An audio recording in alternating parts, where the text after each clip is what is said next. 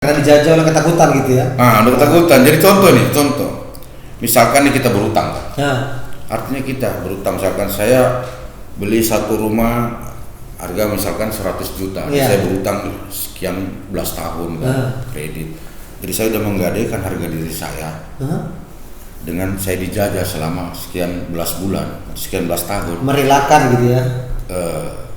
Kemerdekaan saya kepada penggadaian itu Jadi itu satu contoh terkecil yang membuat manusia itu sempit. Jadi terikat gitu ya. Terikat. Jadi mana sekarang ini kita ini berkawan bersaudara, ya saya mengingatkan dan juga mungkin teman-teman yang kita sepaham bahwa kemerdekaan itu mahal nilainya, sangat mahal. Bagaimana merdekakan diri sendiri? Pertama, jauhi utang. Jauh utang. Ketika kita berhutang, kita udah menggadaikan kemerdekaan kita kepada yang kita yang utang. Kenapa? Tiap bulan kita dijajah dia kan? Secara filosofi terjajah kita lahir dan batin. Kalau nggak dibayar datang ke rumah, malu sama tetangga. Adab kita udah tergadai sama tetangga lagi. Wah, ini kacau nih. Makanya ini contoh terkecil. Ya belajar dari merdeka dulu lah. Kalau mau besar kita, tapi saya bukan besar ya. Cuma teorinya saya tahu. Kalau kita mau besar, merdekakan dulu sendiri.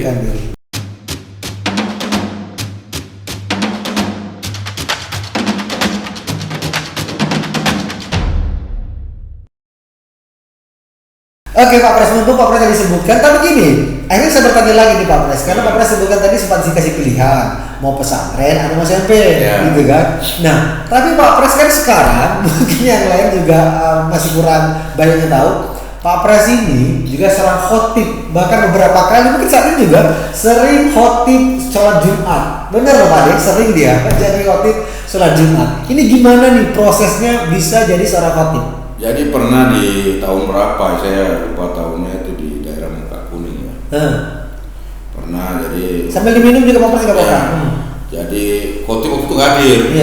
Jadi saya dipersilakan, ya saya insya Allah saya siap. Saya jadi khotib. Jadi sebetulnya kita ini kan tergantung pengalaman ya, keberanian, tapi memang berangkat dari hati sebetulnya. Semua dari hati. Kalau kita bisa, kita silahkan itu. Tapi kalau khotib kemampuan harus ada nih. Jadi saya bisa berani-berani doang kan. Makanya saya yakin dari awal, saya dari kecil kalau nggak ngaji, kena Polrim kan. Pernah aja. Keras memang di keras itu Pak. Jadi saya memang tidak tamat mengaji ya. Jadi waktu itu kita feedback dulu sedikit ke belakang. Bagaimana saya mendapat satu petunjuk tentang agama. Jadi di bulan puasa itu saya kan sering bertanya dalam diri saya, kenapa Allah Tuhan menjadikan saya, tapi Tuhan menyiapkan neraka ketika orang berbuat salah. Itu dia dalam hati saya. Dalam ini. Jadi itu sepanjang tahun ya, bukan hari, bukan bulan. Itu bertahun-tahun itu ada dalam hati. Selalu muncul pertanyaan dalam hati saya, kenapa Allah menjadikan manusia tapi untuk jebloskan ke neraka. Nah, waktu itu masuklah bulan puasa tahun 96 atau 97 ya.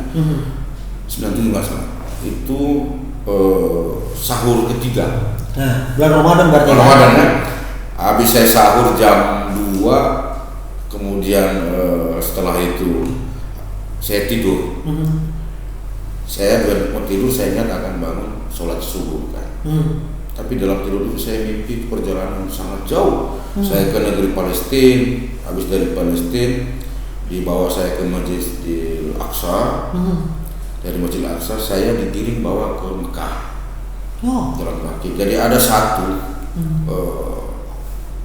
sosok manusia yang mukanya itu tidak bisa dilihat dengan mata, tapi cahaya semua. Tapi pakaiannya nampak.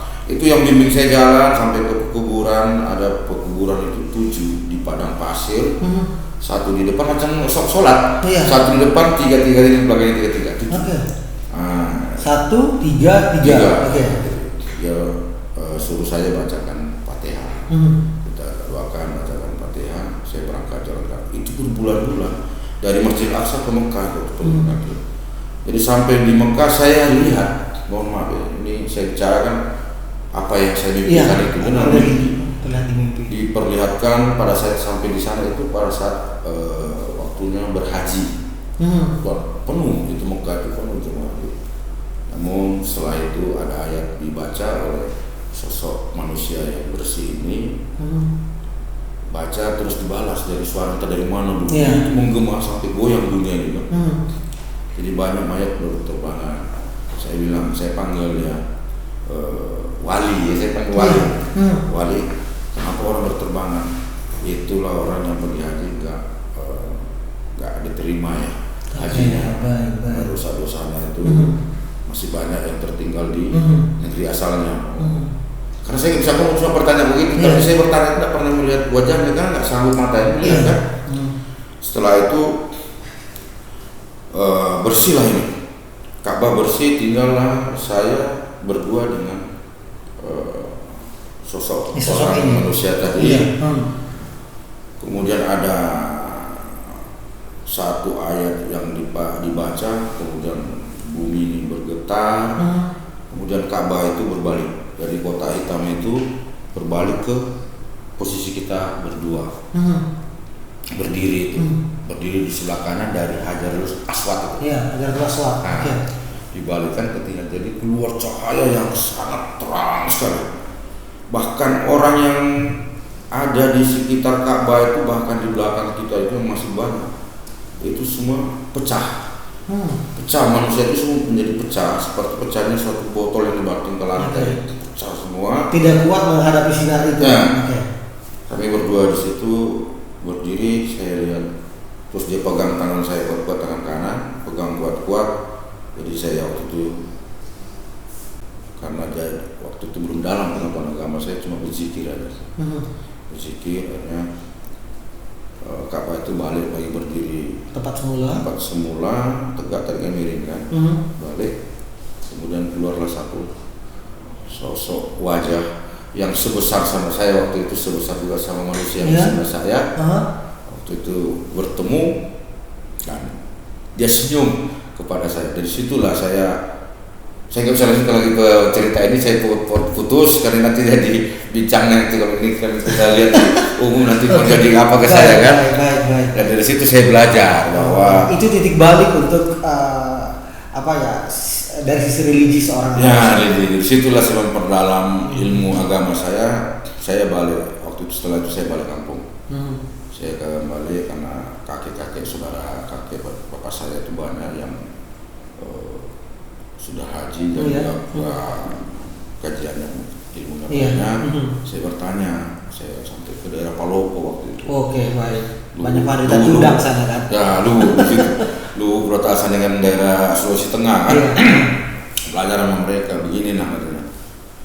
Itu banyak orang mau bermimpi apa sebenarnya yang ada di Ka'bah itu.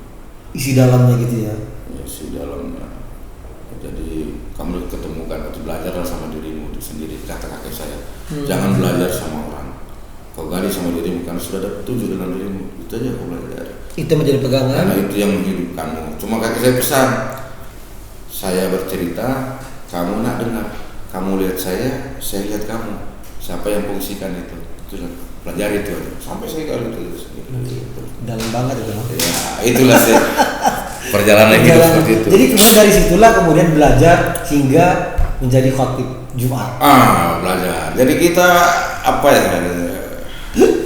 Kalau kita betul-betul ya namanya kita kalau selalu berpikir, saya tak mampu. Iya. Saya nggak punya apa-apa. Itu kita sudah membatasi kemerdekaan diri kita untuk. Nah, balik lagi kayak tadi ya, bahwa sebenarnya yang paling dari diri kita itu yang harus ditentukan dulu ya. Bagaimana kita mau berbuat ketika kita merasa itu terbatas, tidak mampu ya. Jadi saya ini kan misalkan saya berusaha merdeka ini, tapi ketika saya berbuat saya bilang saya nggak mampu, berarti saya belum merdeka dong. Oke, baik. Karena dijajah oleh ketakutan gitu ya. Ada ketakutan. Jadi contoh, misalkan nih kita berutang, artinya kita berutang. Misalkan saya beli satu rumah harga misalkan 100 juta, saya berutang sekian belas tahun kredit. Jadi saya sudah menggadaikan harga diri saya dengan saya dijajah selama sekian belas bulan, sekian belas tahun. Merelakan gitu ya? Kemerdekaan saya kepada penggadaian itu misalkan itu. Jadi itu satu contoh terkecil yang membuat manusia itu sempit. Jadi terikat gitu ya? Terikat. Jadi mana sekarang ini kita ini berkawan bersaudara, ya saya mengingatkan dan juga mungkin teman-teman yang kita sepaham bahwa kemerdekaan itu mahal nilainya, sangat mahal. Bagaimana merdekakan dulu diri sendiri? Pertama, jauhi utang. Jauh utang. Ketika kita berhutang, kita udah menggadaikan kemerdekaan kita kepada yang kita yang utang. Kenapa? Tiap bulan kita dijajah dia, kan? Secara filosofi terjajah kita lahir dan batin. Siap. Kalau nggak dibayar datang ke rumah, malu sama tetangga. Iya. Adab kita udah tergadai sama tetangga lagi. Wah, ini kacau nih. Makanya ini contoh terkecil. Ya belajar dari merdeka dulu lah. Kalau mau besar kita, tapi saya bukan besar ya. Cuma teorinya saya tahu. Kalau kita mau besar, merdekakan dulu sendiri. Diri sendiri. Jangan boleh dijajah gitu ya. Nah, ya makanya saya bentuk LSM itu ada 2. Ya boleh dicek. Kalau minta bantuan saya nggak suka. Oke, Pak Pres mumpung masuk LSM ya. Perjuangan Pak Pres itu nih, coba saya coba saya hitung gitu kan. Pernah di pergerakan narkoba ya, gerakan berlian berantas lingkaran narkoba. Ya. Kemudian suara rakyat keadilan. Terakhir ini ada tim R.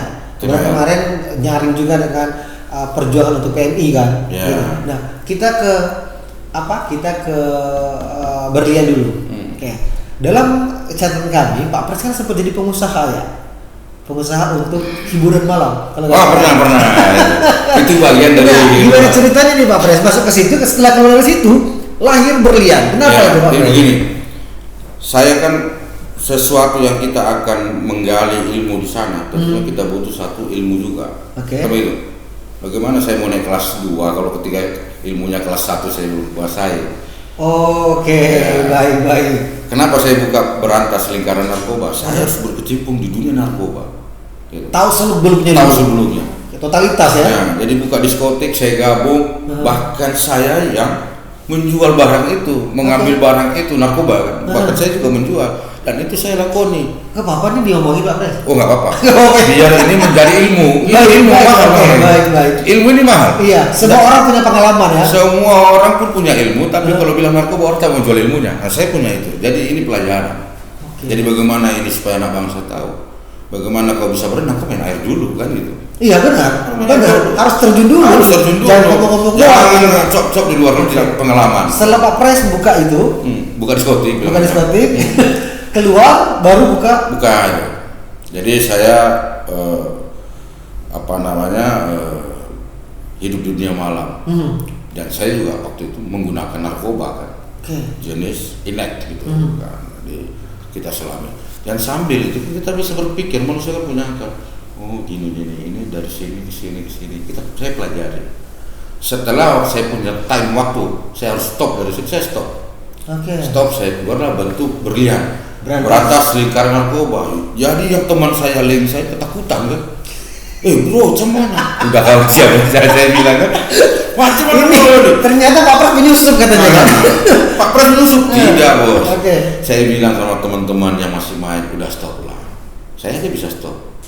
Saya setiap hari kan makan pil saya pil inek itu. Saya ini contoh nih. Oke, baik. Saya udah rasakan tak ada nikmatnya kan. Cuma ya happy sebagai kawan, ketawa-ketawa ngobrol.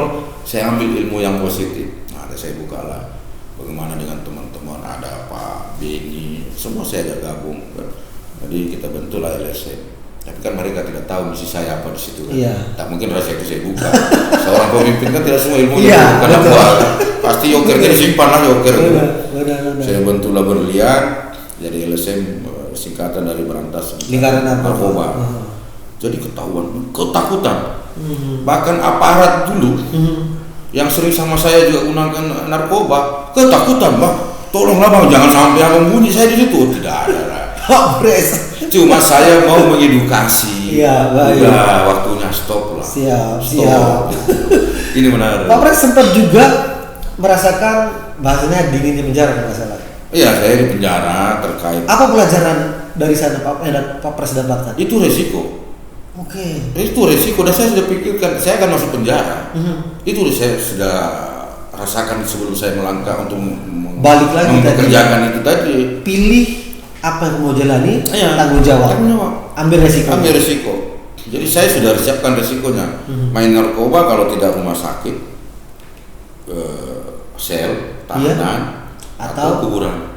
Resikonya 3 itu saja kalau main narkoba. Dan saya sudah pikirkan, saya sampaikan kepada keluarga saya.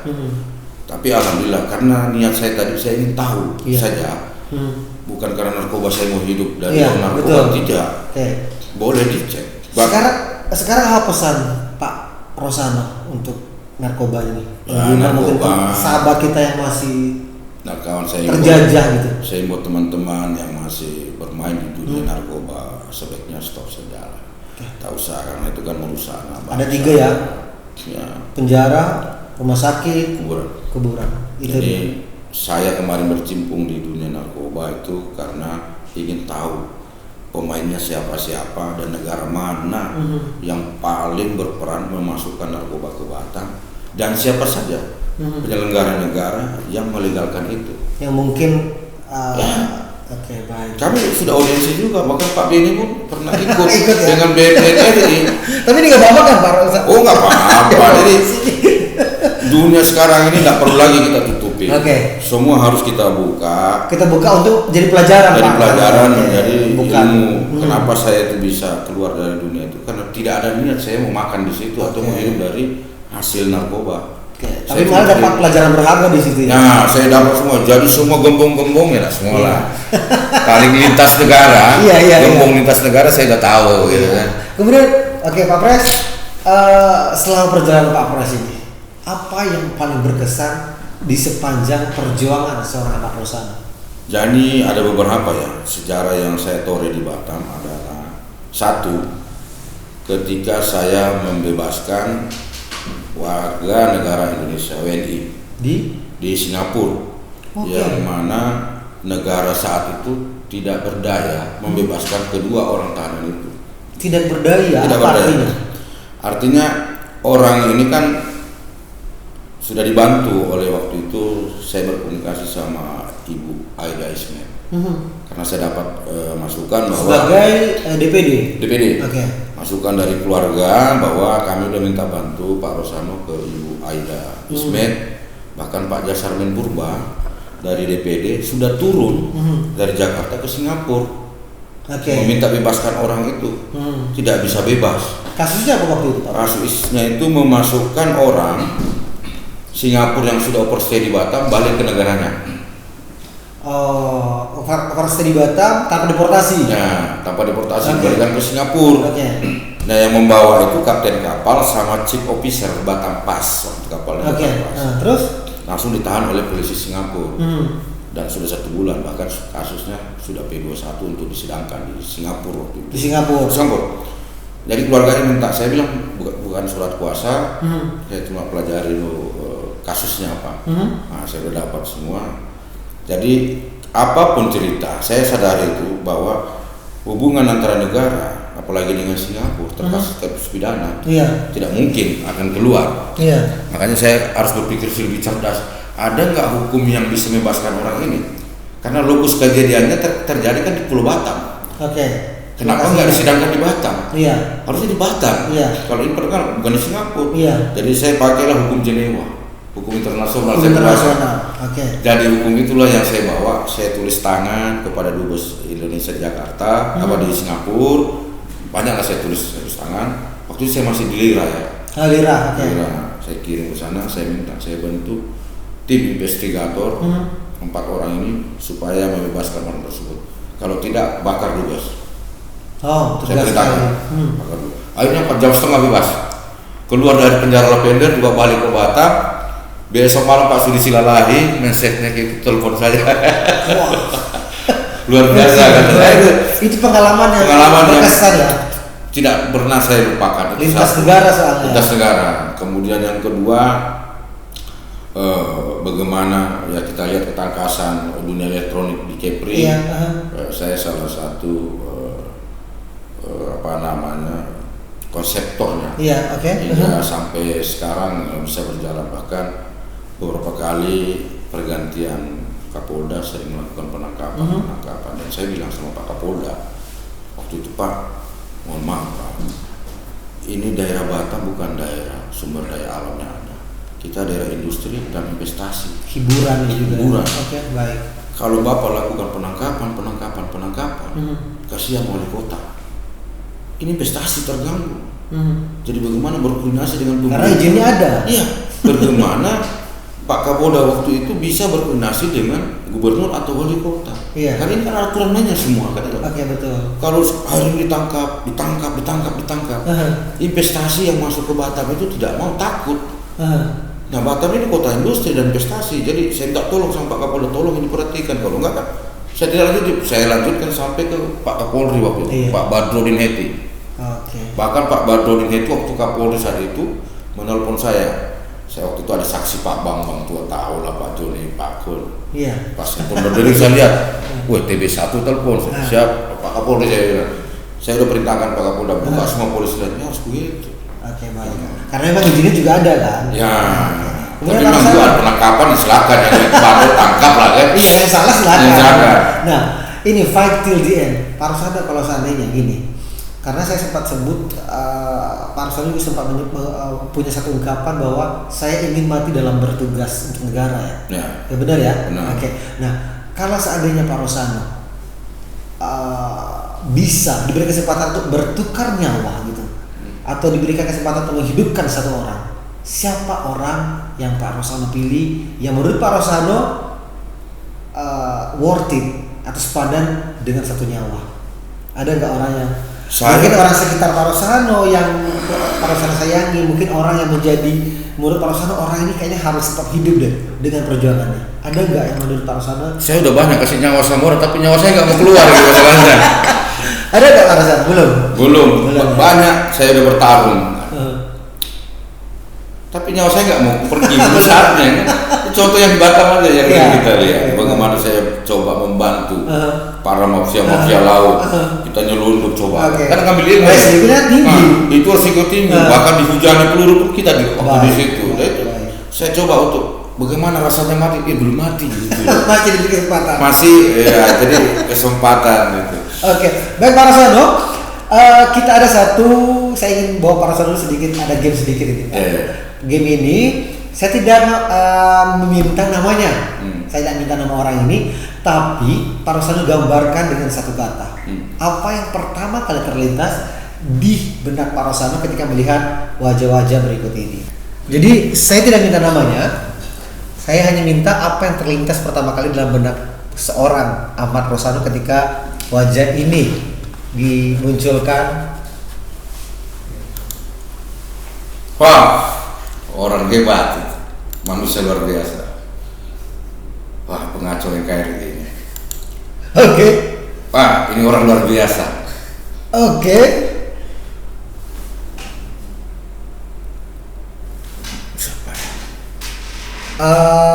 Ini aktivis pekerja. Aktivis. Pak aktivis pekerja yang dibunuh. Marsina. Oke. Apa yang terlintas Pak Rusano? Perjuangan beliau sangat bagus untuk bangsa ini. Saya juga ragu juga sebenarnya foto ini karena fotonya cukup lama seperti ini kan. Oke. Siapa nih? Wah, Good Father Batam. Good Father Batam. Oke. Sama nih. Sama nih Pak Rusano. Nggak kenal Pak Rusano? Saya nggak kenal. Nggak kenal. Oke, kita lanjut. Obama. Satu kata. Satu kata for Indonesia. Pemimpin parasite. Munir. Memberi perhatian kepada penegakan HAM. Oke. Gembong narkoba. Selamat jalan kawan. Satu kata. Oh, Erwin. Satu kata, bukan namanya. Satu kata. Anak paling rajin.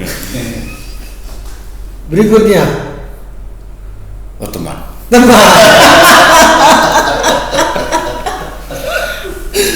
Aduh, Pak Rusano kurang lihat ya? Kurang lihat. Jelas nggak gambarnya? Jelas. Oke, Pak Rusano tadi ada beberapa yang saya ingin sedikit ke sini kali ya. Kita ke dari sekian gambar ini, siapa yang menurut Pak Rusano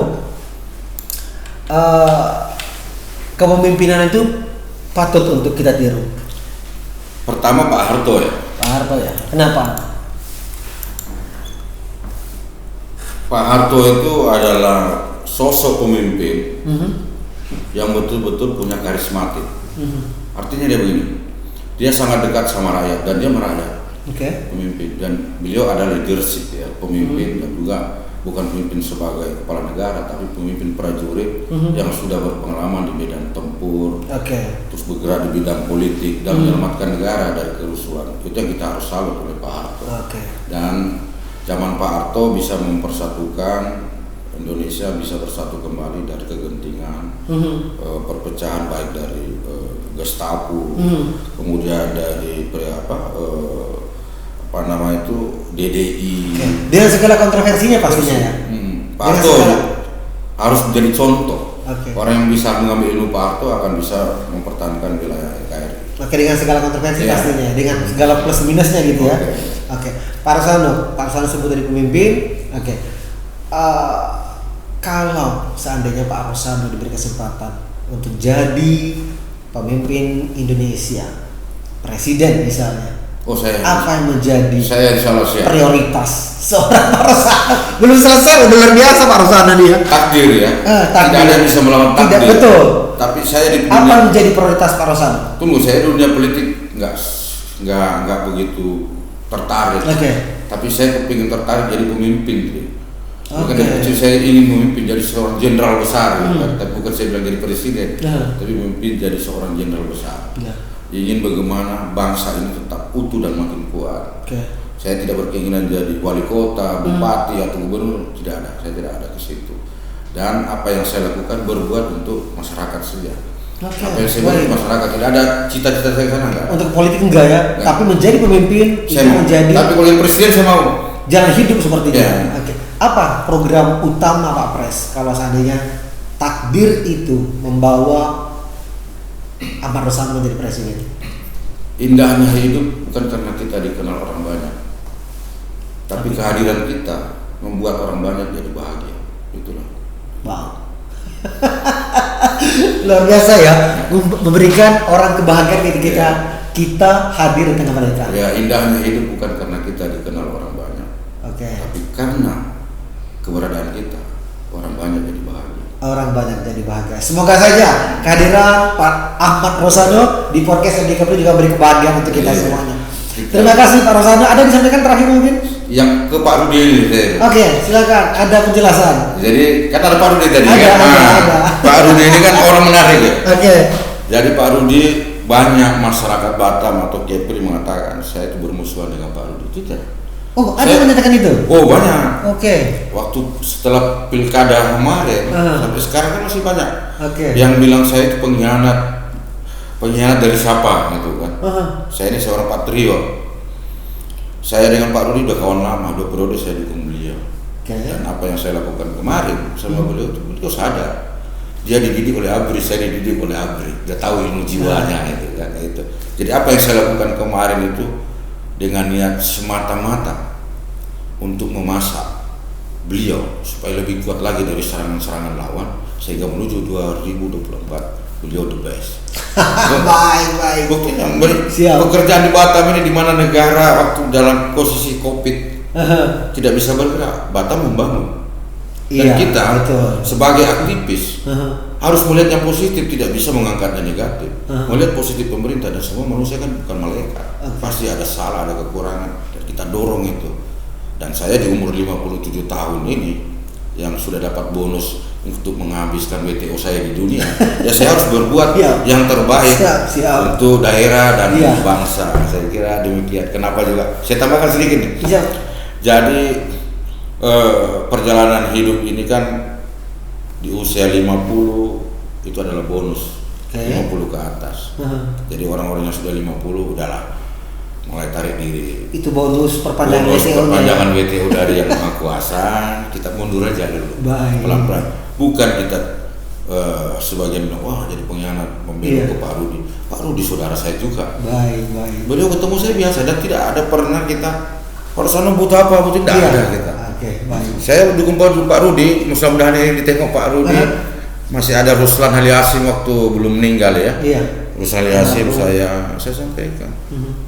Saya bilang, Bang, semenjak saya dukung Abang 2 periode dari Pak Ahmad Dahlan sama Pak Amsaka, pernah nggak seorang Rosano minta duit sama abang untuk kepentingan pilkada. Iya. Kata Bapak Rudi sama Ruslan, tengoklah Pak Rosano tak pernah minta uang sama saya.